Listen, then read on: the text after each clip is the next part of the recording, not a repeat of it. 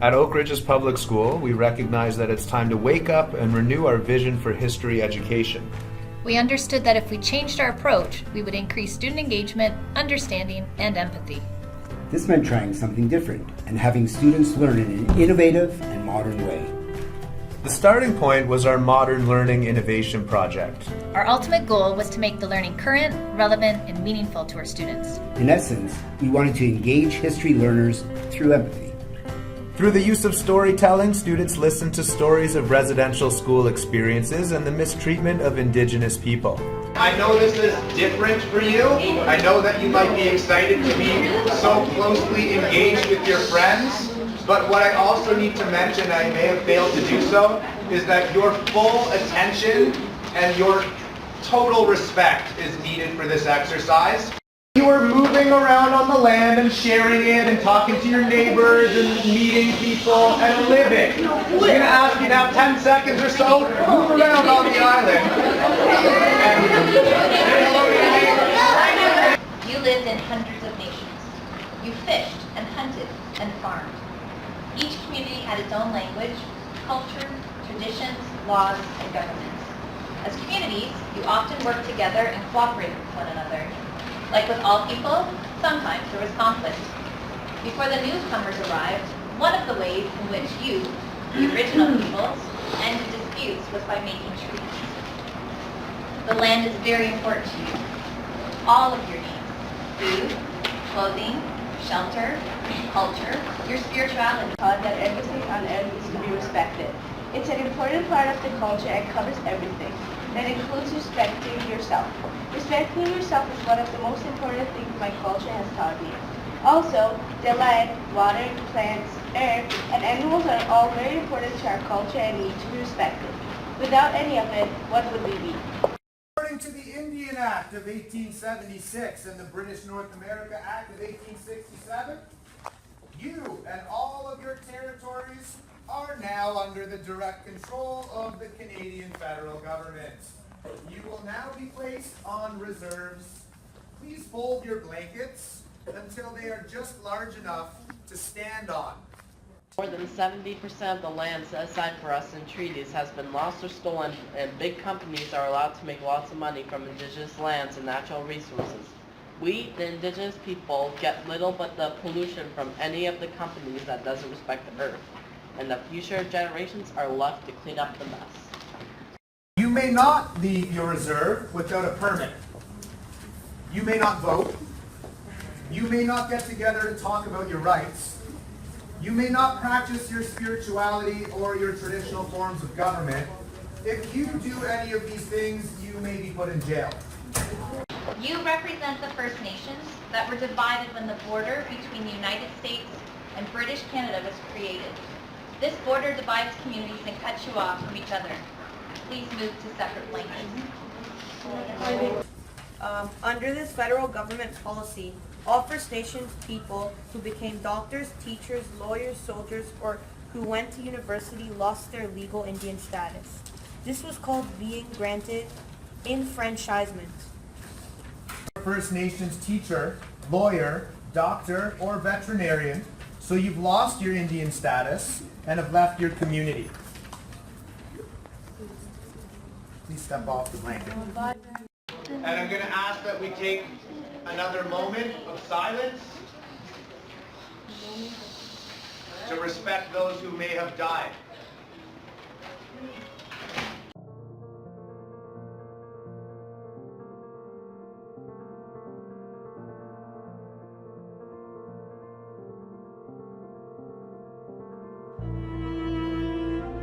You can imagine what they went through and can try to think how they felt.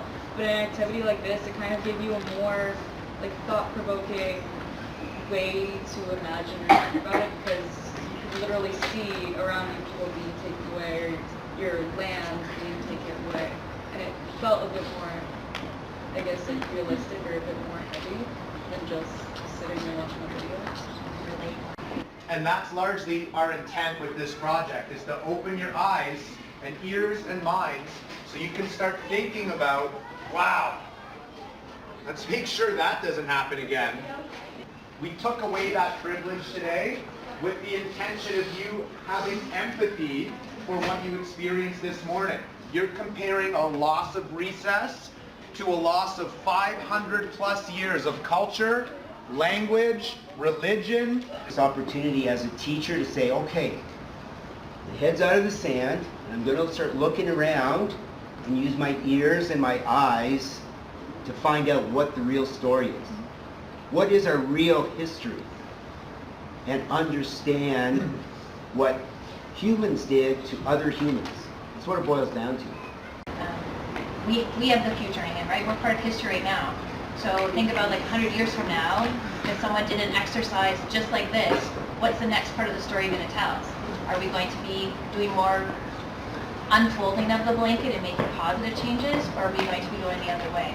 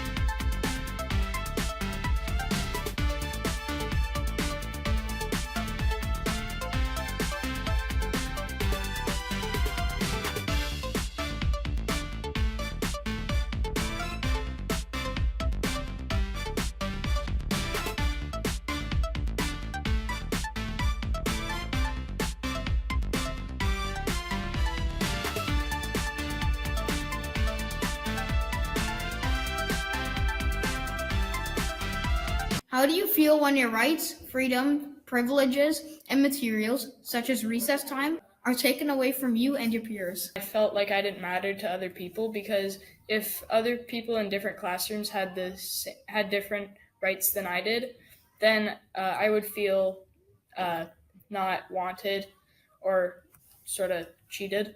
I felt kind of scared, and it was weird not being called by my actual name and being called by a number. When my rights are taken away, I feel frustrated and upset because I didn't do anything to deserve that. Like my speech, why can't I talk anymore? Why did we feel this way when we experienced the loss that the Aboriginal people had? I felt really disappointed, and even though this is what we experienced, it is nothing compared to what Indigenous children experienced. They lost their families and their cultural identity. Obviously, when the things that I always have in my everyday life were taken away from me, I felt mad. Mainly because I was always granted these things and never really thought of not having them. But having them taken away from me made me realize what these children in residential schools have to go through every day of their lives. The way I feel when stuff like these are taken away, obviously it makes me feel sad. It makes me feel, it makes me feel very controlled by other people in a way, because I don't have the things that comfort me and make me feel good. What connections can you make between your loss and the losses experienced by the Indigenous groups that you have learned about? And the connection that I lost and a residential student lost is their names. I felt like I was named that for a reason, and they just took it away from me. I think that I felt when they were taking away our blankets is I could really connect to that, like taking away their land. The losses that we experienced for the history activities today were very minor compared to what the residential school students experienced, but I feel that some of the losses that we experienced were also experienced by those students, like having our names taken away and having them being replaced with numbers, and having the teacher almost treat us like we weren't human or as we were subpar to them.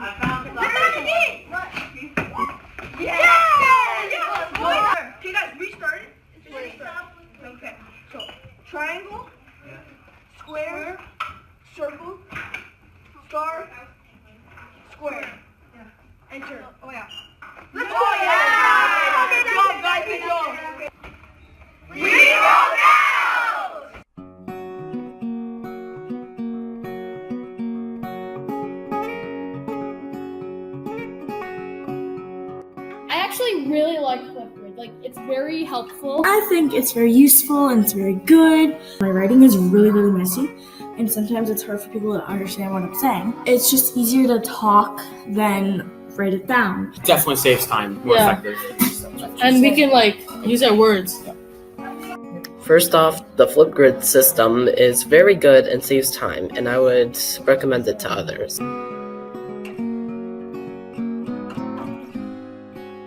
I think the blanket activity I enjoyed it more, and I think I learned more. I learned a lot of things from it. In history this year, we did a blanket exercise that I felt was very interactive and better than just sitting down and reading a textbook.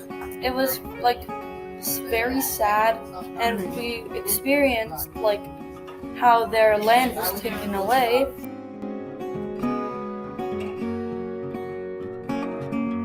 I think that doing the residential school stuff was really, it was scary because we didn't know what was happening. Yeah. And it was really cool. I really liked that one. I think the best part was when she was the role play? Yeah. It was a good experience. It was for sure really good. It was fun, but some parts were very serious. Some people got sent to the office, so that just made it feel more real. And I can't believe how people go through that because they don't get sent to the office. We were acting out in a residential school. I think it was very effective in a way, so people understand how the Aboriginals felt, such as they had no rights. They changed their names. I really liked the Gord Downey and animation in the book because it was really interesting to watch and to listen to because the songs were really meaningful and the animations were really meaningful and the illustrations were done in a really professional way. Gord Downey, the books and the videos, very powerful. It gave me a better experience to learn what they felt when their land got taken away. Mm-hmm. Just the experience that they had that you brought to us that they experienced.